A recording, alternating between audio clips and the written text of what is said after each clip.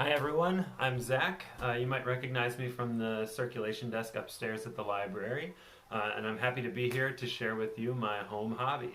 So some of you might know already I am a juggler. I've done it at some Simsbury events. I've done fire at the Maker Faire, but it is my favorite thing in the world, and I've been doing it for 24 years now. I learned when I was 8 years old at a summer camp called the Children's Circus of Middletown, where I learned stilting and unicycling and a bunch of other things, but juggling was my favorite. Once I started, I just couldn't stop, so you'll often find me juggling at home. So I figured I would show you a little demonstration of some of the things that I learned just with 3 items. And if you're interested in learning how to juggle, I will include a tutorial at the end of this video. So just stay tuned and I'll teach you all the steps. Thanks.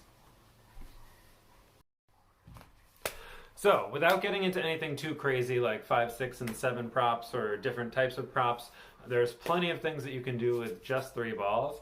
I'll give you a quick demonstration of a lot of the tricks that I've learned over the years, and I'll try calling out the names of them as I'm doing them. So this is your basic 3-ball cascade.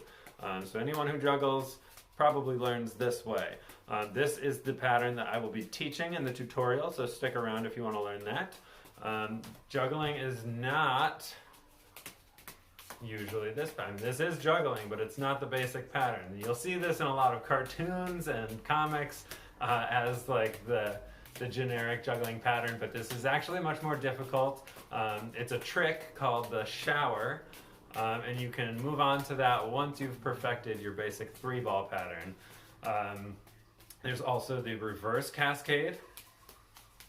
And if you're doing just one of these reverse cascade throws in a regular pattern, it's called over the top. You can do that back and forth, and this is called tennis for obvious reasons. If you're doing one of these throws from the same hand consecutively, this is called a half shower, not to be confused with the full shower. And there's also the false shower and the high-low shower, and probably 10 other showers that I can't think of at the moment. There's 1-up, 2-up. This is a easy one to learn once you've mastered the regular 3-ball cascade. You can cross those 2 on the outside if you want. There's 2 in one hand, 2 in the other hand. Another easy one to learn. You can do some dorky tricks that are crowd pleasers. This is the yo-yo, I think. They're pretty goofy. And then there is under the leg, of course, everyone knows that one. Surprisingly not too difficult. You might want to learn some other tricks first, but you can probably move on to that one quickly enough. Back crosses or behind the back.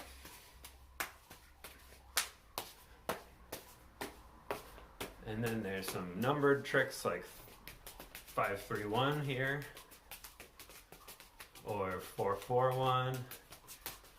And there's other ways of doing these tricks, like this is also a 4-4-1. One of my favorites, a common, popular one, it's also a little advanced, is the Mills Mess. That's what this is. And there's some fun, neat looking ones like this, but I don't know the names of, or they don't have names. It's just some of it's improvisation. This one actually is Rubinstein's Revenge. Both the Mills Mess and Rubinstein's Revenge are named after the jugglers who invented them. We got the box. This one is an advanced trick, but it's got a lot of potential for other variations, like these weird ones, or this.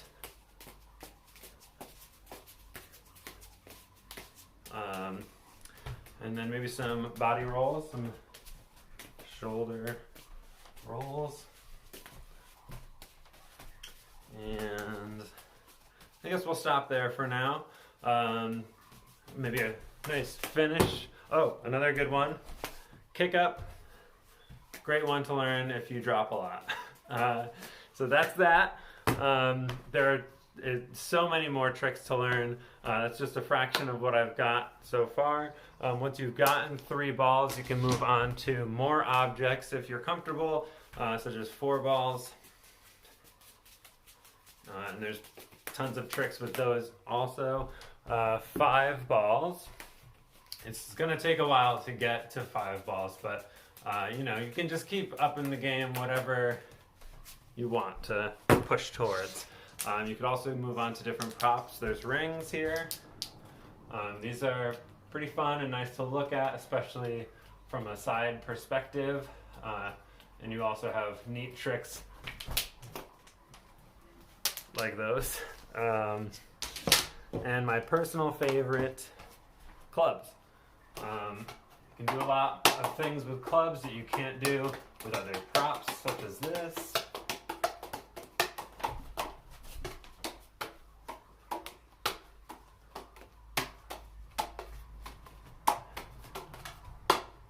And that's that. So again, these are just some of the things you can learn once you've worked on it, and it just takes a lot of practice, that's all. So stick around if you're interested in juggling. I'll start teaching you the first and second and third step. If not, thank you for joining me. It's been a pleasure. I'm happy to share this experience with you, and hopefully you enjoyed it. So thank you very much, and if you're interested in juggling, stick around. I'll teach you step 1 now. So if you are still here, I assume that's because you're interested in learning how to juggle, which is excellent. I'm going to show you the first step now. But first, I want to make sure you're in a safe environment. If you have a yard out there that's got some space, it's always nice to practice outside. If you're in the house, make sure you're in a room with a lot of space around you, nothing breakable. In the beginning, you may not have a lot of control over your throws, so you don't want to damage anyone or anything or yourself. So make sure that there's plenty of space between you and anybody else who you might be with. And that's it. So first step is just 1 ball from one hand to the other in an arc like that, back and forth. And that's the whole step, which sounds easy maybe, and to some of you it probably will be easy, but I encourage you to focus on trying to get that throw as perfect as possible. You want to make sure that you're not doing too much work with the catching hand to receive it. So you're not going to throw over here and, like, you know, jet out your arm. If you're throwing all of the balls like that, then you're just going to be all over the place. You want to throw as perfectly as you can to make sure the catching hand is not doing all that much work. The arc, you want to be about as high as your forehead. It's okay if it's a little bit higher or lower. If you're comfortable with that, the key is not to be too low. If you're down here, it's going to be a lot more difficult to add more objects to your pattern. And if you're up high, it's a little bit more difficult to control the pattern. So I would say keep around this area as the peak of your arc. So practice that for a while. When you've got that down pat, you've done back and forth several times without dropping, you'll be ready for step 2. So pause the video now and then replay when you're all ready. Thanks. Welcome to step 2. I hope 1 was easy enough. Step 2 is significantly more difficult. And actually, I'm going to use 2 different colors so that it might be easier for you to see during the pattern. If you have 2 objects at home of the same size, if you have tape that's different colors, that's great if it helps you. Don't worry if you don't have that. It's not a big deal. So 2 is significantly more challenging. First, I'll show you the path that the balls are going to follow. So if you cross your forearms in front of your body like that, it forms an X. And that X is the path that the balls are going to follow. So the first ball is going to go up from the bottom of one of those lines to the top. And then when it reaches the top, the second ball is going to follow the second line from the bottom to the top like that. So it's going to go cross, cross. Thinking of it in that way helps a lot of people. So just picture that in your head when you're starting to throw. And it's going to look like this when you just have the 2 objects. Throw, throw, throw, throw. Cross, cross, cross, cross, up, up, up, up, It's important to think up because you're inevitably going to run into an issue where your brain tells your hands to just pass the ball across. Normally we can get the first ball up and across pretty easily, just as you did in step 1. But the second ball, when the first one is in the air, your brain sort of freaks out a little bit, it panics, and it just wants to get the ball out of your hand as fast as possible without dropping, and the easiest way to do that is just to pass it straight across. So focus on getting that second ball up in the air as well as the first one.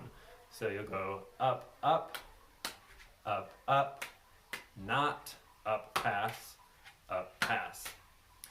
If you are still having trouble getting your second hand to throw upwards, don't even worry about the catches. Just do the throws. So throw, throw, drop, drop. Now, it sounds funny to not catch because that's part of juggling. Throwing and catching is what you need to do to juggle. But the catching will come later. It's more important to train your body to throw both of the objects up. Now, some of you might throw one a little higher than the other. That's okay for now, but really work towards trying to equalize both of those throws. You want both throws to be roughly the same height, the same distance, not too forward, not too close to you. Just try to keep them in the same plane right here in front of you, in control. So work on that, trying to get just the 2 balls down. After you've gotten a couple throws starting from the right hand and a couple throws starting from the left hand without dropping, then I think you'll be ready for step 3. So pause the video now and then resume when you're all set. Thanks. Moving on to step 3. If you successfully achieved step 2, congratulations. It's not an easy task. If you did not, do not worry about it. It is going to take some time to get. It's not going to happen right away. And if you're interested in just seeing what the 3rd step looks like, I'm happy to show you now. So for those of you who have completed it, here's what we're going to work on next. And once you're done with step 2, for those who haven't gotten it quite there yet, this is what it will look like. It's very similar to step 2 in the sense that it's still following the same pattern. In fact, this is where we left off with step 2, right? Now, this is actually a 3-ball pattern. It's just missing a spot. So this right here, where my palms are, is the empty space that the 3rd ball needs to go. And the way that we get it there is also similar to step 2. Remember this X? When we throw the first one up and it reaches the top area, that's when you throw the second ball up and across the other side. And then the 3rd ball you throw when the second ball reaches the top from this hand, which means we have to start with 2 in one hand and 1 in the other. So whatever hand you're planning on starting this pattern, that's the one you're going to want to have 2 items in, and then the other one you can have 1. And so it'll go up and across for the first one, up and across for the second one, and then up and across for the 3rd one. It's pretty simple. You might have to train your brain again, not to try to pass anything across. But if you're struggling, don't panic and throw. Just catch and try to start over again. So this is what it looks like just for 3 throws and 3 catches. Throw, throw, throw. Catch, catch, catch. Throw, throw, throw. Throw, throw, throw. Again, cross, cross, cross. Cross, cross, cross. Let me slow it down a little bit. Cross, cross, cross. A lot of people tend to hurry it up too much when they're learning. So remember, this is like a relaxed pattern. If you'll notice, I always have a ball in my hand. There's never a time when all 3 balls are in the air. So you can keep it a little bit more relaxed than you think. But again, up, up, up, never up and pass. Cross, cross, cross. They're always going from one hand to the other. So think about that 3rd throw. This one in your palm further down, that's the 3rd ball. This is going to be the first ball you throw, the one that's closer to the fingertips. So it'll go cross, cross, cross. start by trying just the 3 throws and 3 catches. If you reach that point without an issue, continue and try to throw the 4th ball. Now the 4th ball, some of you might have guessed, is actually the first ball from the beginning. So this white colored ball right here is going to be the 4th throw as well. So it'll go 1, 2, 3, 4.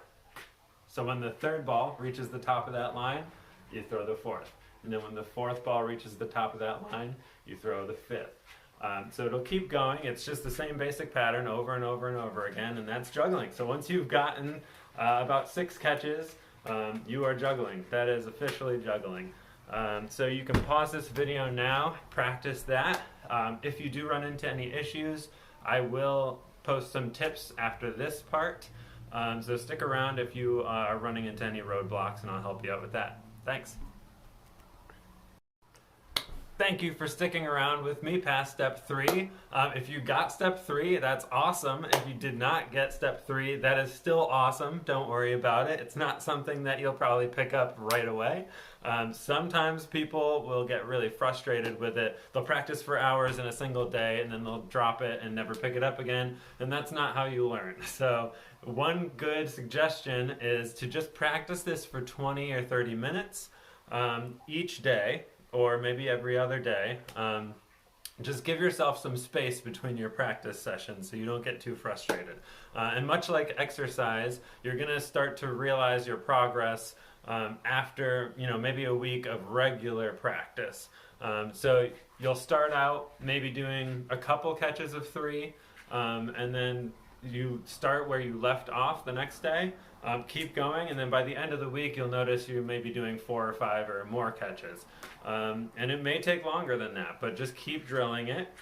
Don't beat yourself up over it for one day and then give it up. Just keep coming back to it and you'll get it. Your muscle memory will pick up. So some of the things that I wanted to cover were some problems you might be having. The most common problem would be when you're juggling, you're throwing forward. That happens very often when your brain is panicking again and you are just trying to get that ball out of your hand before the incoming one hits your palm. So if that is the issue, something might be, instead of your sideways figure 8 or your infinity sign pattern, you are doing more of a rainbow pattern. So if you'll notice, my normal pattern, none of the balls are overlapping ever. There's never one ball in front of the other one. They're always on either side or above or below. It's never in front. That's what helps make the infinity pattern. If you're doing the rainbow pattern, that means that you're throwing a ball in front of the other one, and that may be contributing to why it's going forward. So again, focus on going inside and up. You'll be catching the ball a little bit further to the outside of the pattern, and you'll be bringing them up and through the middle of the pattern, just like that. The other issue that I think people might have is off timing. So sometimes you'll find that you're either throwing them all too quickly, and then they're all coming back down too quickly, and you don't really have time to separate them.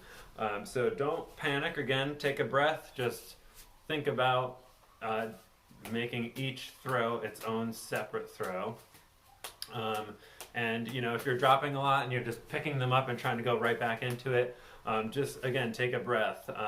It's a much more relaxed pattern than you think it is. And the other thing is, again, off timing. Sometimes you'll throw 2 balls at the same time. Remember, they're all separate throws. It's okay to go back to the previous step just to make sure that you haven't forgotten anything.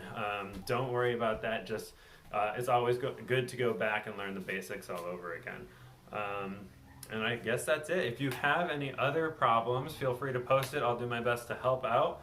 We're happy to see your progress. So if you've learned to juggle, feel free to share it. It's always great for me to see. I love when people learn how to juggle. It's my favorite thing, so hopefully I've encouraged you to learn a new thing.